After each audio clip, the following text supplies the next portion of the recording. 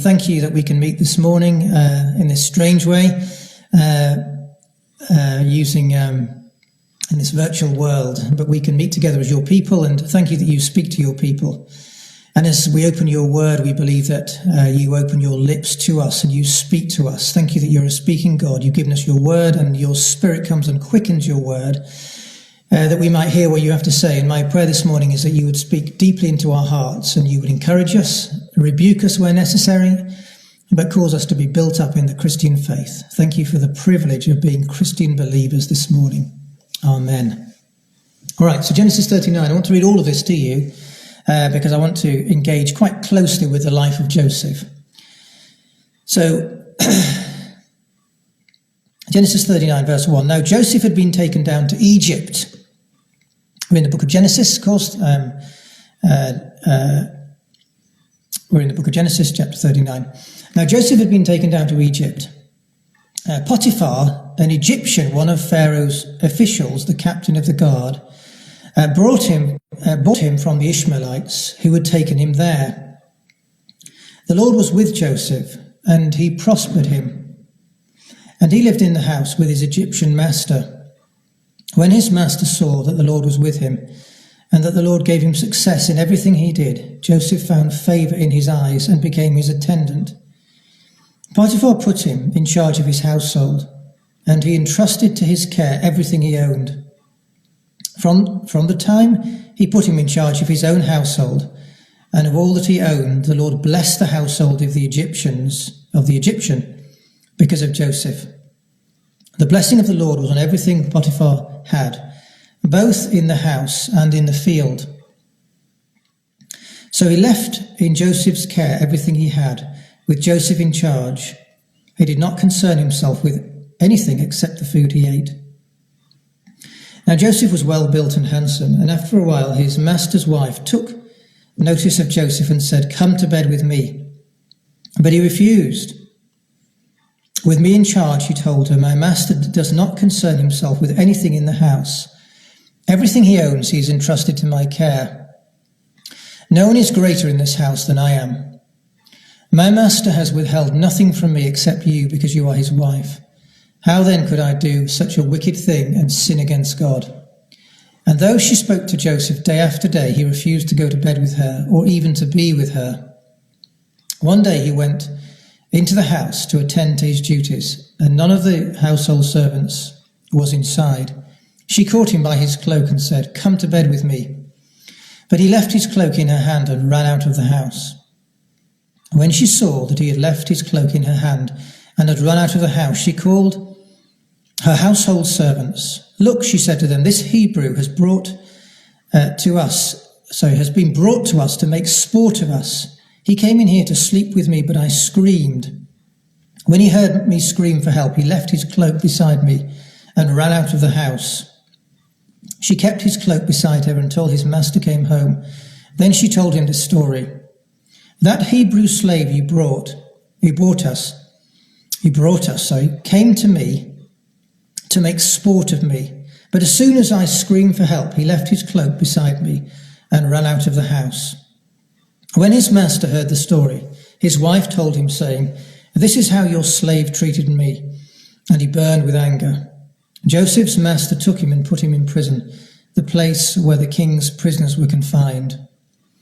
But while Joseph was there in the prison, the Lord was with him. He showed him kindness and granted him favor in the eyes of the prison warder. So the warder put Joseph in charge of all those held in the prison, and he was made responsible for all that was done there. The warder paid no attention to anything under Joseph's care, because the Lord was with Joseph and gave him success in whatever he did.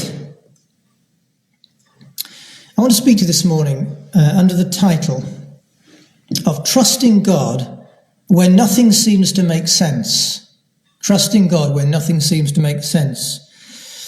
As I said before, these are things that God has laid on my heart in recent months and have been very precious to me. These are things I've kind of learned through difficult times. I think it's fair to say that life is rarely a bed of roses. It can be hard going if we're honest about life. And when it's hard, we need wisdom to know how to get through. difficult times. We need to know how to get through the difficult trials of life. And the story of Joseph is enormously helpful in those difficult times.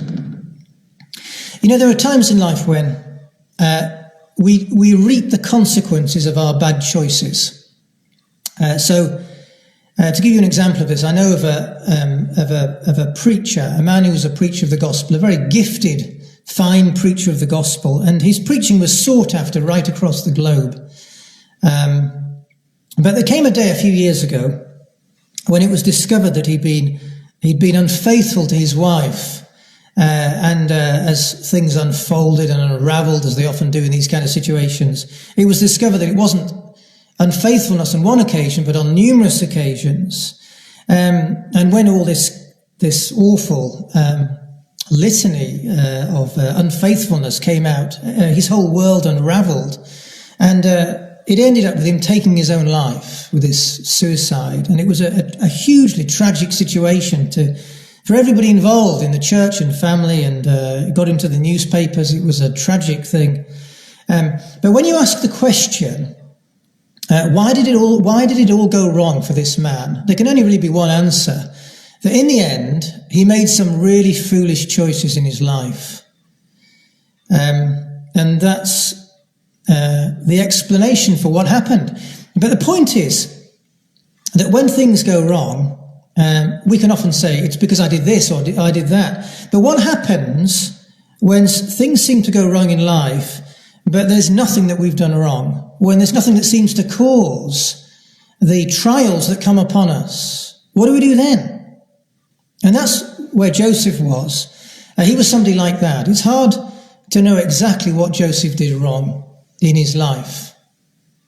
Now, you could say that Joseph was a bit unwise. It wasn't the smartest thing in the world to do, to tell his brothers about those dreams that he had. I'm assuming that most of you know the story of Joseph. I hope that you do. But he had these dreams that one day his father and mother and his brothers would bow down to him. He was the youngest brother, but one. Benjamin was younger than him. But he had these dreams about them bowing down to him, and he told them about those dreams, his brothers. Now, it's not the kind of thing that really goes down well with brothers who don't really like you anyway, especially when you're the youngest. It wasn't very wise to tell them about these dreams. And the text also tells us that Joseph told tales about his brothers to their dad. That doesn't really make you popular. And of course, Joseph was given this coat of many colours by his dad, Jacob, which was symbolic of the fact that Joseph was the favoured son. And, maybe he should have respectfully said to his father, giving me that coat of many colours wasn't maybe the wisest thing you've ever done, because it just highlighted that he was his father's favourite, and it aroused their jealousy and their hatred of him. And, maybe on balance, he should have left his coat of many colours in the wardrobe at home if he'd been wise. So you could say that Joseph was unwise, but he didn't seem to do anything wrong, not that we can identify anyway, and yet his world unravelled. So let's just think for a moment about what happened to Joseph in his life. He was the favoured son, as I mentioned. He was born to his father's favourite wife. One of the great signs of being a dysfunctional family is you have favourites, isn't it? It was a very dysfunctional family. In fact, the whole of the patriarchs were kind of dysfunctional. But for Joseph, his own brothers hated him. And when they saw him at a distance coming towards them, they plot his murder. They're going to kill him, and they're going to dispose of his body, and they're going to tell their father that he's been killed by a wild animal. They're going to dip his coat of many colours into blood, the blood of a wild animal, and then tell the father that he's been killed by a wild animal. Now, you know the story, or probably you know the story, that Reuben, the eldest brother, very wisely talks them out of murder, and he suggests instead that they throw him into an empty water cistern. And the Bible tells us that Reuben was planning to go back later on and rescue him. And that's what happens in the stories, He's stripped and thrown into this empty cistern, and his brothers, we're told, they sit down to eat their lunch. It's a kind of little window in how little conscience they have about the matter. It's really a picture of human depravity to me, that brothers or that men can do this to their own brother. So they eat their food. You'd have thought it might have put them off their lunch, having their brothers put down this system, but seemingly not. At this time, Reuben seems to be absent. We don't really know why Reuben is absent, but he is. And as they're eating, they see these Midianite traders who come from coming in the distance, and they decide to sell Joseph as a slave. And that's what they do. And they receive 20 pieces of silver in exchange for him. And then as they planned, they dipped his coat into goat's blood to give to their father. They don't seem to have any regard whatsoever for the grief that this is going to induce in their elderly dad. And as for Joseph, well, you know what happens to him. He soon finds himself in Egypt. No doubt he's being haggled over on the slave market, and he's bought by this man who is the captain of Pharaoh's bodyguard, Potiphar. But the scripture tells us that in spite of everything, the Lord was with Joseph and prospered him in all that he did. Now, I can bet you that he didn't feel like he was being prospered very much at this time, not with all that was happening to him. But what happened was that others saw this prospering of the life of Joseph, this blessing that was upon his life, and it wasn't unnoticed by Potiphar, who was his master, and he put him in charge of the whole of his household. So Joseph is kind of elevated as a slave. He's elevated to a position of responsibility. But soon a new problem arises for Joseph. That the Bible tells us that Joseph was a good-looking man. He was well-built and handsome. His mother Rachel, we're told, also was a very good-looking lady. He took after his mother, and soon he comes to the attention of Potiphar's wife, and she tries to get him into bed with her. And Joseph refuses her advances. He says, how could he betray the trust that Potiphar has put in him? And even more importantly, how could he possibly commit such a sin against God? And the text tells us that this attempt at seduction of Joseph went on day after day. It wasn't just some isolated incident. Anyway, you know the story. Potiphar's wife is so insulted. She's a spurned lady, insulted that he would reject her advances, that she seeks revenge, and she manipulates circumstances to try to make it look as if Joseph is trying to rape her. And by the end of the day, the whole matter was reported to Potiphar. The Bible tells us that he burned with anger, and Joseph finds himself in jail with the king's prisoners. So here we have Joseph, poor Joseph,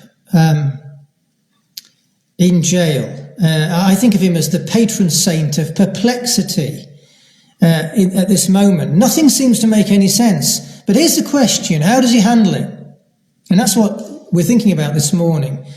What do you do when you reach a situation like Joseph does where nothing seems to make any sense any longer? I've been there. I've been there on numerous occasions, and you've been there. What do we do? What can we learn from Joseph? And I think we can learn a lot from his life. Here's the first lesson. When nothing seems to make sense and our world unravels, we need to run to God, not run from him. We need to run to God and not from him. You know, what you see in Joseph is a man who accepts what's happening to him. Now, of course, it would be stupid to think that he desires the circumstances that came his way. But in one sense, what you see is a deep trust that Joseph has in God.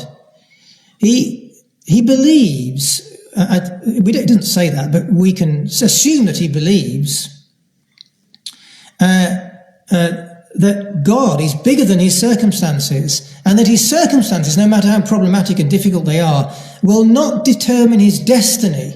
His life will not be determined by the evil events of his brothers, but in the end by the action of God. And that's such an important lesson to learn. It's so good to settle it in our hearts as God's people, as Christian people, that this life will not be perfect, that this world is a broken world and we are broken people. We live in a world that is not perfect, but we are promised a perfect world to come. But that world is not yet. And you know, things will go wrong in this life. And when they do, we can either blame God. I know of a lady, when things went wrong in her life, she blamed God. I was a pastor for 10 years, and I worked through suffering with people and great difficulties and perplexities. And I saw one lady, and when things went wrong, she blamed God and got so angry with God. We can either do that, We can run from him, or we can run to him for comfort. And we can trust that in spite of everything, that he is working out a plan which is for the good of our lives. So one day, he might explain to us, God might explain to us what was happening in our lives. But very often he doesn't. And when he doesn't, we still need to trust him in our difficult times. You see, Joseph trusted God. And even at the end of his story, the end of the story of his life, or the end of this Egyptian bit, when his brothers came and he confronted them, he said to them eventually, "You meant it for evil, but God meant it for good." So what we can say is that God was not the author of the evil actions of his brothers in sending him into slavery and wanting to kill him. He wasn't the author. God wasn't the author of evil. He can't be, because God is God. Now, they were the author of the evil that they committed against him.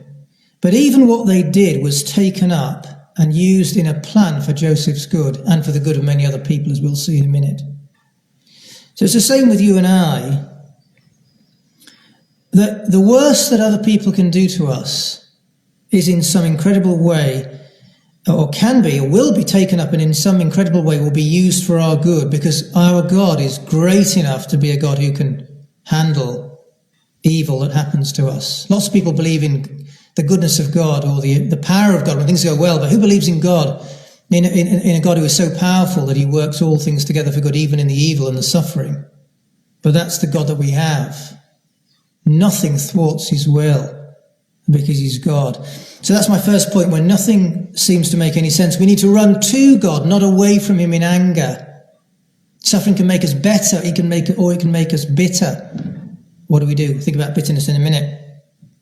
Here's the second lesson from Joseph, that we mustn't demand to understand everything now. We mustn't demand to understand everything now. You know, you can only wonder how Joseph felt during these difficult days that he experienced. He went from being his father's favourite son with this incredible God-given gift to dream things that were going to come true, and also to interpret other people's dreams. He had an incredible gift. He went from that to being sold as a slave in a foreign land. He went from being trusted by his master Potiphar and given responsibility to being lied about, and then accused of being a sex offender and locked in a dungeon. Nothing seemed to make any sense for Joseph. And when that happens to us, not hopefully the exact circumstances that happened to Joseph, but when things happen to us that don't seem to make any sense, we mustn't conclude that they won't make sense in the end. It's just that they don't make sense to me now. And, you know, in that we can find enormous comfort. The Bible is full of characters who went through experiences that left them in deep darkness and perplexity, confusion. We think of, I was making a list of them last night: Job, Jeremiah, Hosea, John the Baptist, the Apostle Paul, John the Apostle on the island of Patmos. Dark times you find that they went through. So darkness and perplexity are the lot of all believers at some time in their lives, and we can all find ourselves down dungeons. I mean, metaphorically, we can find ourselves down dungeons. Let me suggest some of the most common dungeons that I've come across in the lives of people. These are all situations of people I know. It could be have known over the years. It could be the dungeon of failing health. And I suspect many of us will fall into that as we get older one day. The dungeon of failing health, or maybe a terminal illness, which can be a terrible dungeon to find ourselves in. It could be the dungeon of chronic fatigue. I know a lady, and she always had boundless energy, and then something happened to her. She got chronic fatigue, and she said to me it was a bit like, I run on 10% of my former energy 90% of the time, and exhaustion for her became a way of life. She found herself down a dungeon. It could be the dungeon of depression that kind of envelops you like a cloud, and the world seems to go black, and the joy of life that you once knew becomes a distant memory. It could be the dungeon of childlessness, for a couple who imagine themselves one day with children.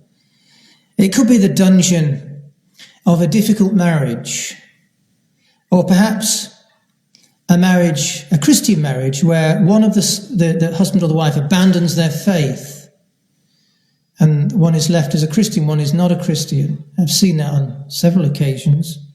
It could be the awful dungeon that emerges from discovering that your spouse has had an affair, and all the hurt and the devastation that comes from that. It could be the dungeon that follows from some devastating bereavement. My mother-in-law got COVID-19, my wife's mother, and a week ago she was given 1 in 100 chance to live, and my wife was facing bereavement, and my sister-in-law were facing this awful bereavement. My wife cried all night. We prayed and God raised her up, and she's back out of hospital now, which is incredible. But that doesn't always happen. Bereavement is a factor of life, isn't it? At some point. It could be the dungeon of being controlled by a sin in which you just feel helpless. Can't seem to be able to get any way out of a sin that has power over you. It could be, here's another dungeon which I come across sometimes, is having a personality that it's very hard to escape the limitations that personality puts on you. You want to be different in a situation, but you just can't seem to be, because your personality constrains you. There are lots of dungeons that we can find ourselves down in life, and they can all leave us hurting and bruised, grieving, bruising on the inside. It's almost, sometimes we feel like all the emotional stuffing has been knocked out of us. And we cry more as an adult than we ever did as a child. That's certainly been my experience. I've cried far more as an adult than I ever did as a child. And there are times when death becomes more appealing than life. And in those times, there are so many temptations, and our enemy, Satan, can so easily get a foothold in our lives. He can whisper in our ears, what good does it do to serve your God now? Where is your God anyway? He doesn't care for you. If he did care for you, he wouldn't allow you to be in this kind of situation. You're on your own. Maybe the God you believe in is just a figment of your imagination anyway. Maybe he's not real. What do you do in those days? That's the question. Well, here's my advice. I think we should try to understand what's happening to us as far as we're able. I think sometimes we should try to see a higher purpose in suffering and in difficulties, and sometimes we can. But at the same time, we must recognize that we won't always understand. And I often go to Proverbs chapter 3 and verse 5. Trust in the Lord with all your heart and lean not on your own understanding. And our understanding will often fail. And we need to commit ourselves to the Lord, believing that for those who love him, he works all things together for good. And recognizing that we just don't have a big enough perspective to get a sense of what is happening. Somebody said to me, Chris, that we don't really have a bird's eye view of the world. We have a worm's eye view of the world. There's a lot of truth in that. We don't have much perspective. Our perspective is very small. And when we're down a dungeon in difficulties, it's imperative that we don't forget in the darkness what we learned in the light. It's imperative, let me say it again, it's imperative that when we're down a dungeon, that we don't forget in the darkness the things that we learned in the light, things that we may be learning this morning. And we need to remember that the darkness can never put out the light in those dark times. And just because suffering seems to be pointless to me, it doesn't mean that it is pointless. Just because our minds can't plumb the depths of the universe for some reason for our suffering, it doesn't mean that there can't be any. It just might be that God has a reason that we can't think of. And we have to trust God. And we need to wait until the end before we make a final judgment about how things are going to turn out. You see, if Christianity is true, then this life is not our complete story. You know, our lives spill over into eternity, don't they, if we're Christians? And it makes no sense to jump up now in the middle of the story to complain that things didn't turn out right, because the end hasn't been written yet. And just because they don't make sense to me now, it doesn't mean that they won't make sense to me one day. And we need to keep trusting God and believing that he's good in those difficult times. So that's my second point. That we mustn't demand to know everything now. We must trust God in days of darkness and never forget in the darkness the things we learned in the light. Here's my third point from Joseph, third lesson from Joseph. When nothing seems to make any sense, we mustn't seek comfort in illicit things, forbidden things. You know, Joseph is fascinating for me because things were rough for him. He was a slave in a foreign land. No doubt he was terribly homesick. He didn't have WhatsApp to communicate with his dad when he arrived, or send an email, or get on the phone. He was alone in a foreign land. Homesick, I would imagine, under tremendous pressure. Maybe he didn't believe he would ever see his father again. I don't know. Maybe he did because he maybe believed that one day his father would bow down to him because of his dream. But even so, with all the stress of his life, it would have been so easy to seek pleasure, some solace and comfort in illicit things, forbidden things, even especially when one of those possibilities was offered to him on a plate day after day, a bit of sex on the side with Potiphar's wife, something to comfort him. You know, in difficult times, it's very easy for our mind to deceive us into things. You know, maybe it would have been so easy for Joseph to have thought, wasn't he entitled to a bit of pleasure anyway? It wasn't his fault that he was a sexually frustrated man. These things had happened to him, and he was a bit of compensation offered to him that nobody need know about to compensate for all the pain and that he was experiencing, all the struggle, a bit of solace, a bit of comfort. You know, how often do our minds work like that? We begin to imagine ourselves as a kind of victim, and if we're a victim, then we need some compensation.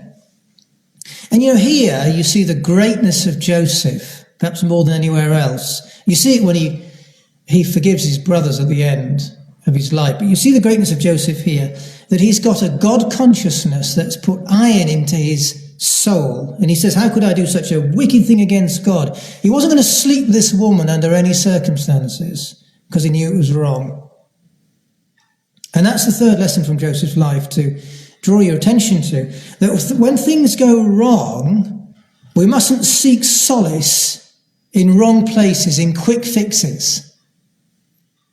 You know, for us, it could be all sorts of things. It could be comfort food that we go to when we're struggling. It could be all kinds of screen addictions. We have temptations that previous generations have never had in our houses, in our lives. It could be a relationship that we know is wrong. It could be becoming a workaholic to escape from a difficult marriage. It could be the usual addictions, drugs, alcohol, gambling. You know, if you live long enough, you see them all, even in the lives of Christians. But the answer to coping with difficulties is never to go down that road. Because, you know, sin always disappoints in the end. Instead of trying to find solace in illicit things, then we must trust the Lord with all of our heart, and we must deny the sin that so easily entangles. And along the way, we have to find our pleasure in God, not in our sin, because the pleasure that comes from God is always greater in the end than our sin will ever be. So that's my third point, is that when nothing seems to make sense, we mustn't seek comfort in illicit things, wrong things. Number fourth lesson from Joseph. When nothing seems to make sense, we mustn't fail to be faithful. when nothing seems to make any sense, we must not fail to be faithful. You notice with Joseph, during his dungeon days, that he doesn't sit and sulk. He doesn't sit and sulk when he's a slave in Potiphar's house either. I used to have a colleague a long time ago, about 25 years ago, a work colleague, and at work he always dragged his feet deliberately and complained all the time. He always spoke about the idiots who are the managers. He always spoke about this mission he had to stand up to the bosses, the men in suits, as he talked about. He always talked about the oppression of the workers, the class struggle. He'd studied economics at university like I did, and he used to tell me all about Marxist theory, and he was a great complainer. And, he decided that life had treated him badly. He was full of grievances, and the last thing he was going to do in his life was to serve anyone. He was going to do the minimum and complain all the way. That was his whole life's attitude. And it was so different. It was a big shock for me, really, because I was brought up in a Christian home to be grateful, to count my blessings. And he was a man who was brought up to be bitter.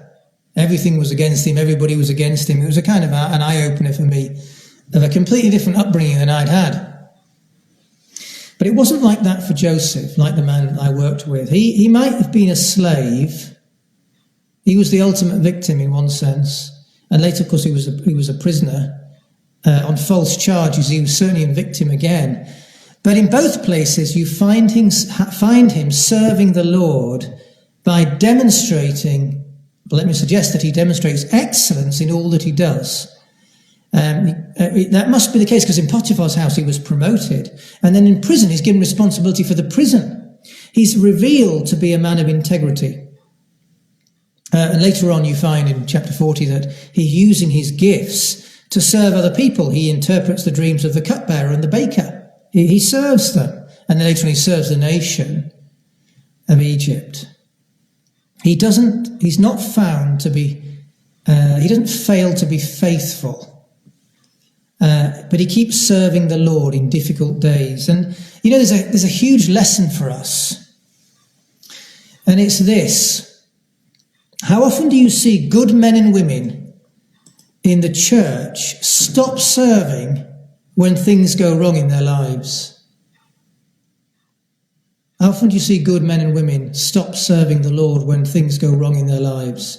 You find people who were once givers, not takers, they were givers. They of their time, of their money, of their kindness, of their hospitality. And when things go wrong in their lives, they duck out. May not be anything to do with the church, but they duck out and they withdraw into their private worlds.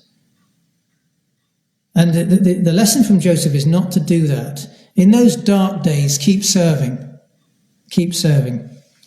Jesus Christ has so served us. He served us all the way to the cross. The Son of Man did not come to be served, but to serve and to give his life as a ransom for many. Mark tells us in John chapter 10. He served all the way to the cross, that we have a debt, because he so served us, to serve every woman and every man and woman who comes into our path. We are to be servants of all. I knew a man who was a pastor of a church 20 years ago, maybe, a bit more. And, he was in church leadership. You always get difficulties in church leadership. It's part of the territory.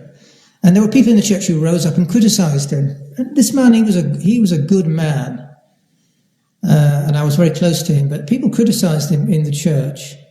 And one day we went for a walk together and we were talking, and he said to me, Andrew, how could they treat me like that after all I've done for them? How could they treat me like that after all I've done for them? But you know what he didn't say? He didn't say, after all I've done for Jesus. After all I've done for Jesus. Because, that's got to be our motivation in the end, isn't it? Hasn't it? That we serve the Lord. It just changes your whole dynamic of life if everything you're doing is not for the people directly, but you're doing it for Jesus. So that's the fourth lesson, that keep serving in the dark days of life. In things that we might think are small, but they're not. Keep serving. If you're a mum, Keep serving your children. Doesn't mean you're their slave. But keep serving your children. If you're a dad, keep serving your children, being a dad to them, fathering them.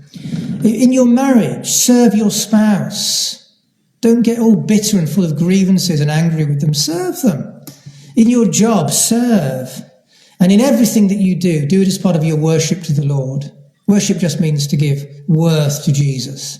Show his worthiness by the way you treat other people, how you serve them. And when you serve Jesus, you don't get too upset when people that you're serving treat you badly, because you're not really serving them in the end, you're serving Jesus, and he never lets you down. So that's the fourth point. When nothing seems to make sense, keep serving, don't quit. Number 5. Here's the fifth lesson from Joseph. When nothing seems to make any sense, don't become bitter. Don't become bitter. It's incredible when you read the life of Joseph. I love Joseph. I've spent a long time studying the life of Joseph. When you read about Joseph, there's not a hint of any bitterness about him. Even when he met his brothers, as we saw later on, he's not bitter against them. They wanted to murder him. And then they put him down a pit, and then they sold him into slavery. And at the end, he didn't even rebuke them. I mean, he kind of rebuked them by his actions. He wanted to see if they'd change, but he didn't rebuke them verbally. He didn't seek to punish them or get revenge on them, in spite of having all the power in that situation, didn't he? He had all the power in their relationship by then. There was a time when he had no power, and they sold him as a slave. When he had all the power, because he was the prime minister of Egypt with all these soldiers at his disposal, he could have done anything to them, but he didn't even rebuke them or seek revenge for them. There's not a hint of bitterness in Joseph. It's incredible. In Hebrews 12, it talks about the danger of a root of bitterness taking hold in our lives. And it's so easy as life goes on, and perhaps we get disappointed with things, to allow a root of bitterness to take hold in our lives, and that little root becomes a shoot. And there are many people who spend all of their lives adding powerful fertilizer to the shoot. I've seen that on so many occasions. I've had to fight the temptation to do it myself. Of course I have. We all do. But when that shoot grows up and that we're fertilizing, it becomes a root, then a shoot, then it becomes a kind of little tree of bitterness.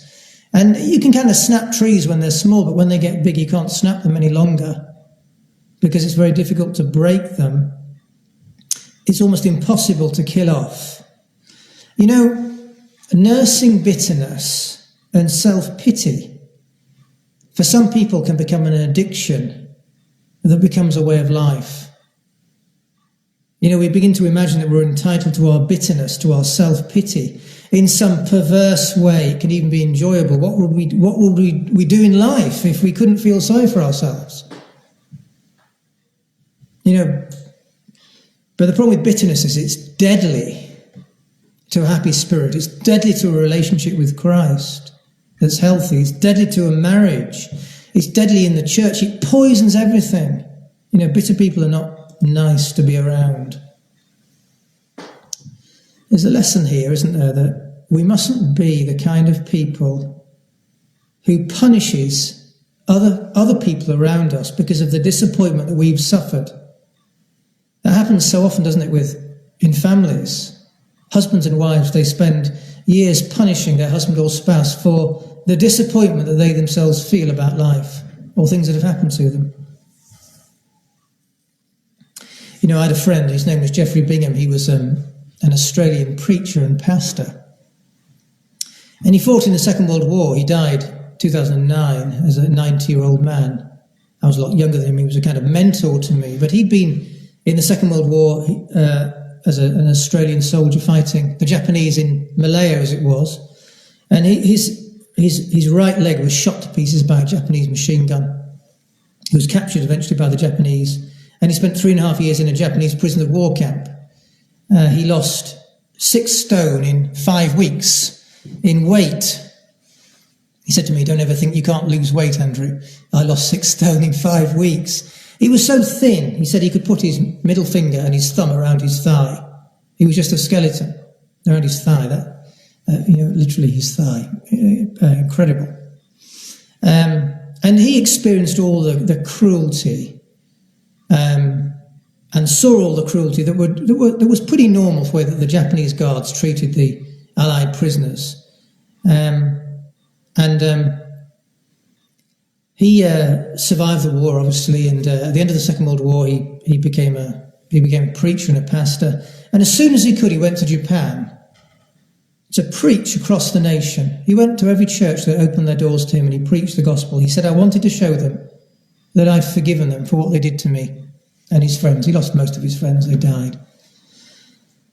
And he spent a lot of his life ministering to surviving POWs, Australians who'd come back to Australia, who he said they would burn with anger against the Japanese because of what they'd suffered in their minds and in their bodies. And he said to me, I came to realise that the love of God dissolves all bitterness.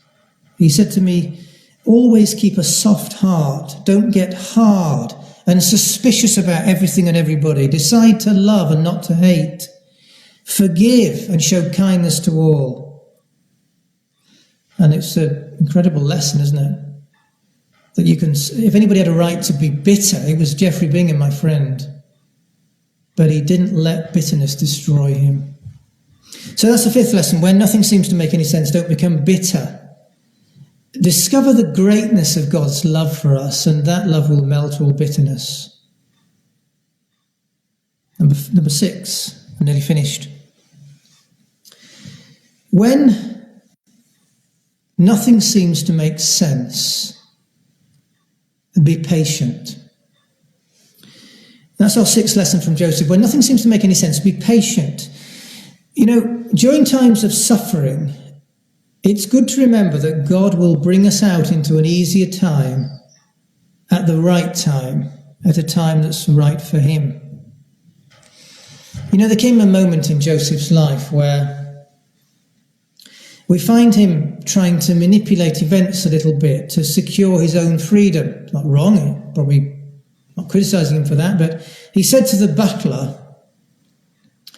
whose dream he'd interpreted, that when you see Pharaoh, remember me to him. In other words, see if Pharaoh can get me out of here. But it never happened, did it? Pharaoh didn't.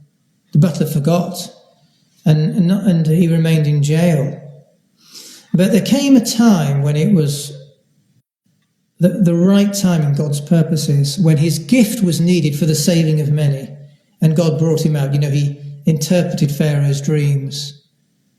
And the result was that the nation was saved from starvation because of his interpretation of dreams. And I think of 1 Peter 5, verse 6. It says, humble yourselves, therefore, under God's mighty hand, that he may lift you up in due time. First thing, humility, waiting for God's due time. You know, when I was a church pastor, there was a lady in the church, a lovely Christian lady, and her husband wasn't a Christian. In fact, he was a thoroughly unpleasant man, and he treated her very badly. And just for her to get to church was always difficult because he was so resistant to her being a Christian and going to church. But, you know, she never left him. And over the years, I watched her patiently endure the situation with this very difficult husband. But the day came when he died. He died pretty suddenly, and you know there was grief for the lady. He was still her husband. There was grief, but there was also enormous relief that he died. You know, there was a sense in which God had delivered her from this really, really difficult man. And, you know, now she's free to serve the church, and she's involved in post-abortion counselling and all sorts of other things in a way that she wasn't before. At the right time, God took her out of a very difficult situation. Now, I'm saying there isn't a time to leave an abusive husband or wife even. There might be, but for her, she endured, and that was probably the right thing for her. And then God released her at the right time. So that's point 6. When nothing seems to make any sense, wait for God's timing in deliverance. Number 7, finally. In days of darkness, Don't let your dreams die. Don't let your dreams die. I think that Joseph knew that in spite of everything, that he was a man with a destiny. And that destiny could only be fulfilled through the suffering he endured. Well, he had to be ready for destiny through the suffering that he went through.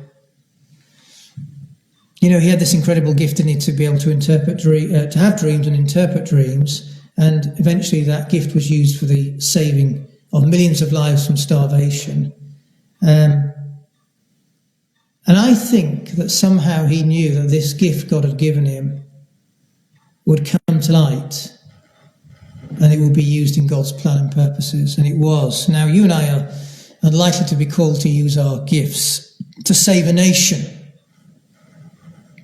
But the point is this, that when nothing seems to make sense, don't let your dreams die. Don't let your dreams die in the difficult days. So it might be your dream of seeing your husband or your wife saved. That might be your dream. Don't let it die in difficult times. It might be your dream of, writing a book. It might be the dream of preaching the gospel. It might be the dream of entering heaven one day. That we should never let that dream die. The beauty of it, the wonder of it, the perfection of it. But in dark days, don't let your dreams die. I don't think Joseph ever forgot what God had put into his heart at the beginning. So just a couple of final comments. I'm going to stop. You can't live like this unless you've got an ingredient in your life that saturates your whole being. And that ingredient is hope. Where do you get power to live like Joseph? How do you get power to love like we're called to love? How do you avoid bitterness? Well, let me suggest to you, you get it from the Christian's hope. The Christian's hope. I've got a friend in Cambridge, and he said to me recently, a Christian man, he said, we're going through a time of rampant secularism, aren't we, in our nation, where the normal way of thinking in our land is completely without God. God is irrelevant to our nation by and large. And to be able to get a voice in our land as Christians is incredibly difficult. My friend said to me, we're going to win. Christians are going to win. Now, we're going to win because the Holy Spirit is with us. I have no doubt about that. But we're going to win because we have something, he said to me, that the world doesn't have. We have hope. In our secular society, what is secularism?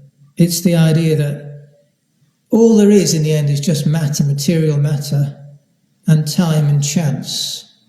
That's it, really, in the end. There's no God, there's no heaven, there's no hell, there's nothing beyond the grave. And if that's the case in our secular society, you can't get hope that is bigger than those things. You can't get hope beyond the grave, can you, if you're a secularist? You can't get hope that's beyond physical matter, so you want to buy lots of stuff. You have to accumulate things here and fulfill your ambitions here, because that's all there is. You've got to get hope from this life. But at the moment, of course, all of our material things are threatened by the virus. And it's a terrifying thing, isn't it, for our society? Because our economy is about to plunge probably into a Great Depression again. What's going to happen to our stuff, to our ability to consume and go to the restaurant all the time and have our 2 holidays a year and a bigger house? What's going to happen? That's where our hope comes from. But the problem is that if the only hope that you can get comes from within this life, that's a big problem, because, you and I as human beings have been created by God with an appetite for a cosmic hope, something bigger than this world can ever give us. God has put eternity into our hearts for something bigger. And, if our society can't provide a living hope, then God, who is the Alpha and the Omega, he can give us a living hope that is beyond this life. What you believe about the future determines how you live in the present. And when you come to believe that because Jesus walked out of his tomb and lived, so we too will one day walk out of our tomb into an eternal world of joy and eternal satisfaction in the presence of God himself, that changes how you view suffering. You know, at the end of the Lord of the Rings, you might be a Lord of the Rings fan, you might be a Board of the Rings fan. I've met lots of people in both camps. I tend to be in the second one a little bit, but my wife and family are Lord of the Rings fans. There's a bit in Lord of the Rings where Sam the Hobbit is in despair because everything's gone wrong and he falls asleep. And when Sam the Hobbit wakes up, he sees Gandalf, the great wizard. And Sam looks at him and he says, "I thought you were dead. I thought I was dead." And then he says, is everything sad going to come untrue? Is everything sad going to come untrue? And you know, that's the Christian's hope. Tolkien got it dead right. I know it wasn't fundamentally a Christian book, but the Christian's hope is that one day there will be resurrection and everything that is sad in this life will come untrue in the glory of the world reborn. And if you believe that, then you can swallow all the bitter cups you've got to swallow down here, and there are many of them.